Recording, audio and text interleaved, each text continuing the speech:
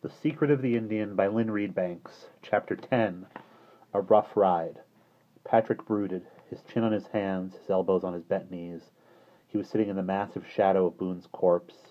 Not that Patrick allowed himself to think this in so many words, but he was quite sure in the back of his mind that that's what it was. Trying to think and at the same time trying not to think. The two conflicting efforts canceled each other out. His mind was a blank, his eyes were unfocused. Suddenly they did focus.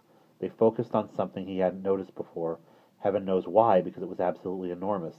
A vast black mountain range on the horizon. And it was moving. It was heaving. It was threshing. One part of it, at the far left-hand end of the range, was rearing itself up, into the sky. Patrick sprang to his feet and shaded his eyes. The vast black mass was erupting in a series of bounding curves and angular jolts. It was awesome, like witnessing the primeval forces that created the world, throwing up volcanic ranges from the hot lava center of the earth. But abruptly, Patrick lost his sense of awe and terror.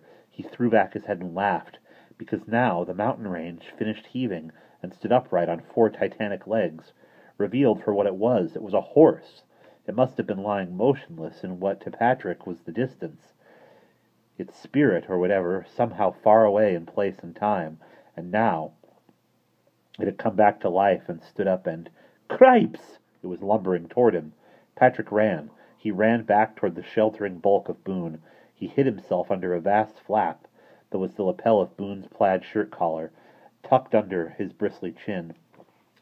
As Patrick ducked behind this flannel curtain, he heard a strange, almost musical sound, like a wheezing groan. A huge, fleshy knob just above the neckband moved, along, then back, making the shirt collar shiver and shift. At first, Patrick had no notion what was happening, but as the groaning sound went on and the motion of the lump in Boone's throat continued, he suddenly realized, frightened though he was, the thundering tread of those colossal hooves was shaking the ground like a series of earthquakes. As they approached, Patrick registered with an incredulous sense of relief that the bristly skin above the shirt was warm, and that the groaning sounds were rasping breaths, and that the lump was Boone's Adam's apple. "Boone, you're alive!" Patrick breathed, feeling a sudden intense happiness. He almost kissed the Adam's apple as it slid past him, but then he sensed the horse's tremendous head coming down on him, and he crouched trembling behind the collar. He felt a rush of hot, powerfully horse-scented breath that came right through the thick flannel. Then there was a loud sound like the rumble of distant thunder as the horse blew through its lips. The horse was smelling Boone, and next it nudged the cowboy's shoulder with its nose, causing another sort of earthquake that had Patrick rolling over on the stones. He peered from behind the flap. The first thing he saw, vast as it was recognizable as a hoof. The sloping, horny part was about twice Patrick's height, with a fringe of coarse black hairs hanging over the top of it. Patrick never knew afterwards what possessed him to take the action he now took almost unthinkingly. He knew he had to get out of this desert unless he wanted to die of heart-stroke, thirst, or the attentions of wild creatures. He needed to escape, so instinctively he acted. He took a run at the hoof, scrambled halfway up the hard slope on his hands and feet, and grabbed a handful of the coarse black hair, and hauled himself up to a kind of ledge where the gigantic leg bone started. There he almost panicked. The hoof he was on was planted firmly in the sand, but at some stage it would start to move, probably very fast. Patrick looked at the tempting slope to the ground and nearly slid straight back down again to short-term safety. But then he thought, "No, I must get out of here, and this is the only way." He hurriedly took several of the long black hairs of the horse's fetlock, twisted them together, and knotted them firmly around his waist. Then he reached as high as he could and took a strong grip with both hands on more of the hairs at the same time, bracing his sneakers on the ridge at the top of the hoof. He felt surprisingly secure, ready for anything, so he thought. He had absolutely no idea of the terrifying experience that was in store for him when the horse, getting no response from its prostrate master, abruptly threw up his head, turned swiftly, and started to gallop across the desert sand.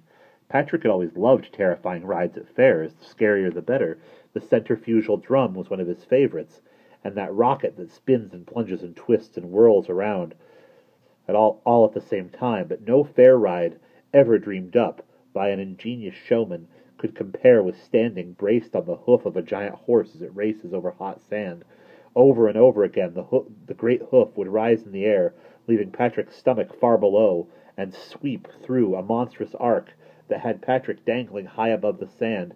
If he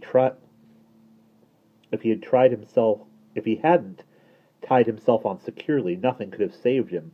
The hoof would bend and turn in such a way that his body would be twisted and flung almost upside down before the hoof plunged down again to strike the ground with a sickening jar. The speed alone was enough to make most people faint, but Patrick grimly hung on, yet his hand grips became weaker and weaker as the crazy, fantastic, nerve and bone-racking ride went on and on.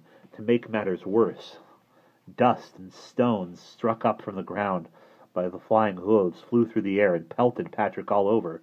He didn't feel these at the time. Every bit of his mind, every muscle and sinew were preoccupied with the single task of holding on.